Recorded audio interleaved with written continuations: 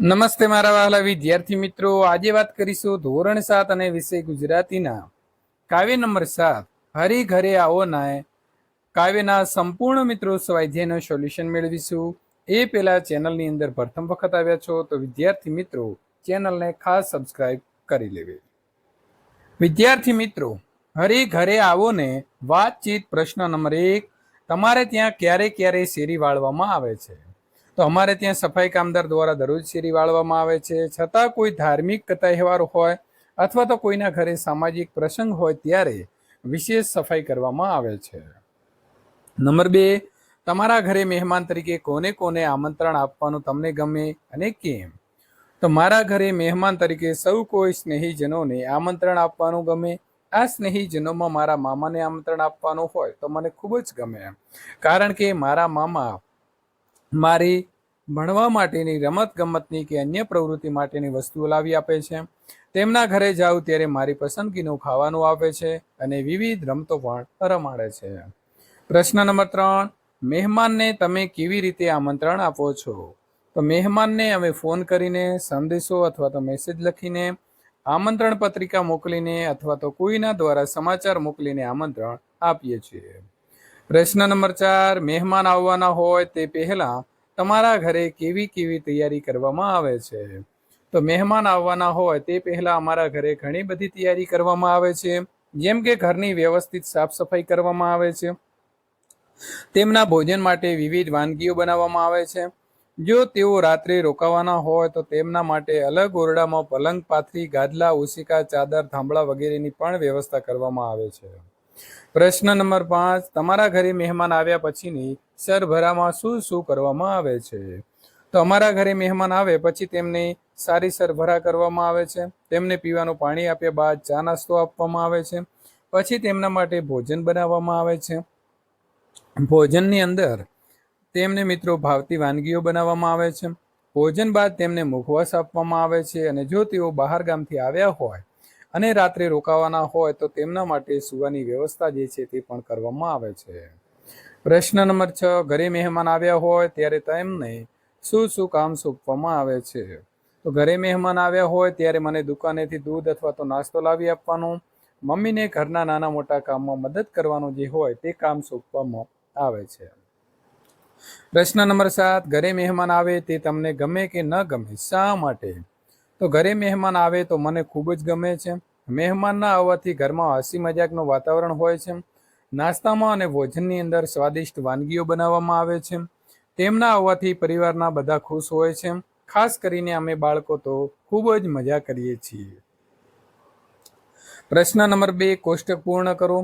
શાના માટે? તો સ્વચ્છતા અને સુશોભન માટે. કાવ્ય નાયક અને કાવ્ય નાયિકા શું કરે છે? તો શેરી વળાવી સજ્જ કરશે અને આંગણીએ ફૂલ પથરાવશે. તમારા ઘરે શું શું કરવામાં આવે છે? તો આખા ઘરની સફાઈ કરવામાં આવે છે. ઘરના આગળના ચોકમાં ધૂળ ન ઉડે તે માટે પાણીનો છંટકાવ કરવામાં આવે છે.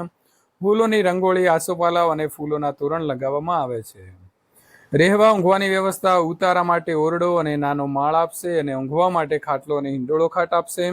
રહેવા માટે અલગ ઓરડામાં વ્યવસ્થા કરવામાં આવે છે અને સૂવા માટે પલંગ અને ગાદલા પણ જે છે તે પાથરવામાં આવે છે.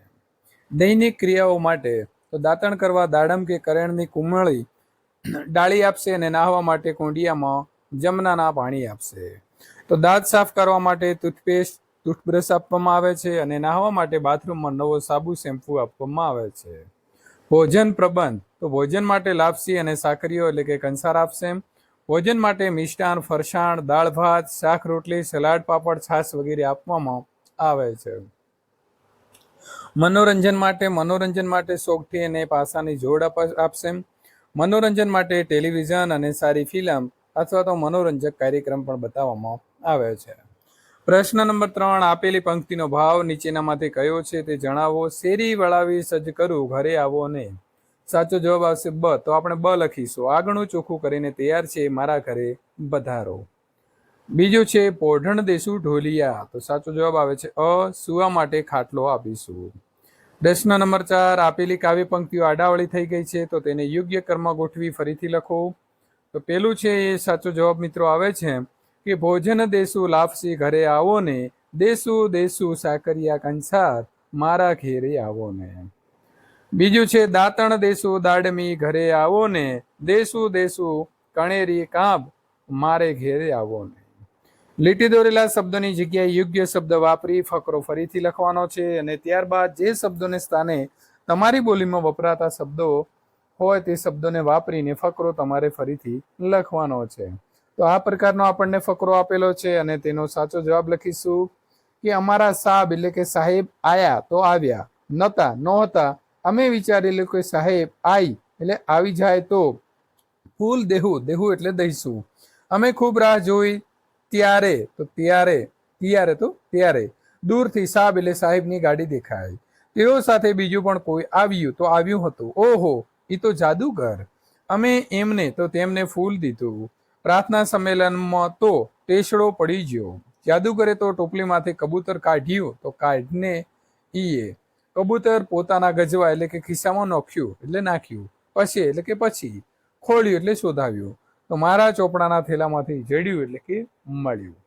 ઉદાહરણ પ્રમાણે તમારે બીજા શબ્દની યાદી બનાવવાની છે. રાન એટલે જંગલ અને રાનને લગતું રાનેરી અને રાનેરી બોર મિત્રો ખાવાના હોય છે.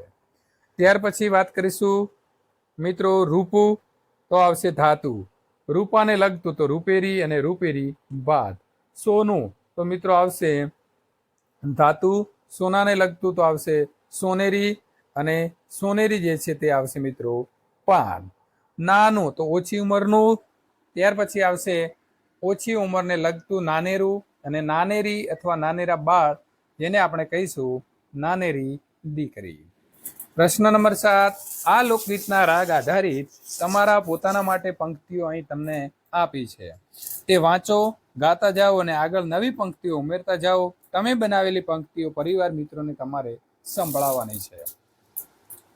ત્યાર પછી મિત્રો વાત કરીશું વર્ગ વળાવી સજ્જ કરું નિશાળે આવો ને, પાથરણા પથરાવું બધે દોસ્તો નિશાળે આવો ને, પેન દેશું પાર્ટી દેશું નિશાળે આવો ને, દેશું દેશું વિદ્યાના દાન દોસ્તો નિશાળે આવો ને, પેન્સિલ દેશું રબર દેશું નિશાળે આવો ને, દેશું દેશું કંપાસ બોક્સ દોસ્તો નિશાળે આવો ને, ગણિત શીખવશું વિજ્ઞાન શીખવશું નિશાળે આવો ને, શીખવશું ઇતિહાસ અને ભૂગોળ દોસ્તો નિશાળે આવો ને, દેશું ઢોકળા દેશું ખમણ નિશાળે આવો ને, દેશું દેશું સેન્ડવિચ સાથે દોસ્તો નિશાળે આવો ને, દેશું બોલ દેશું બેટ નિશાળે આવો ને, દેશું દેશું મોકળું મેદાન દોસ્તો નિશાળે આવો ને.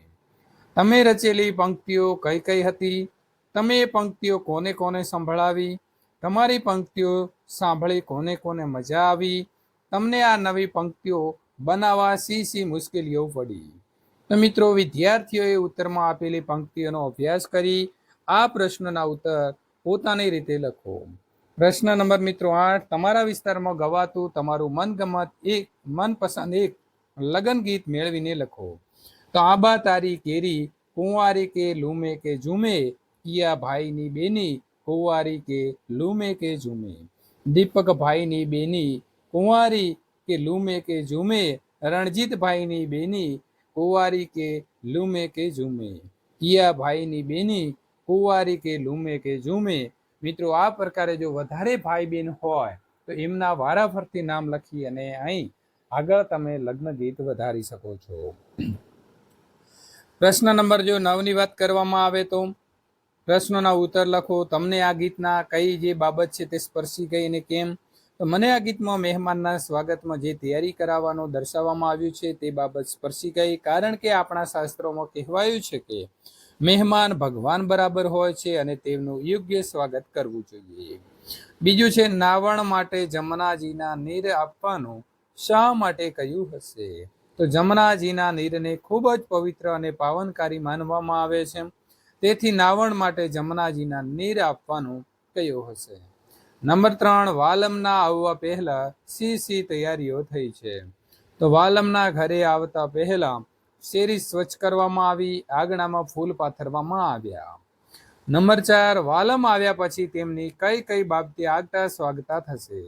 તો વાલમના આવ્યા પછી તેમને ઉતારા માટે ઓરડો અને મેડીના મોલ, દાંતણ કરવા દાડમ અને કરેણની કુમળી ડાળી, નાહવા માટે કુંડિયામાં જમનાના નીર, ભોજન માટે લાપસી અને સાકરીઓ કંસાર, મનોરંજન માટે સોગઠી અને પાસાની જોડ, સુવા માટે ખાટલો અને હિંડોળા ખાટ આપવામાં આવશે.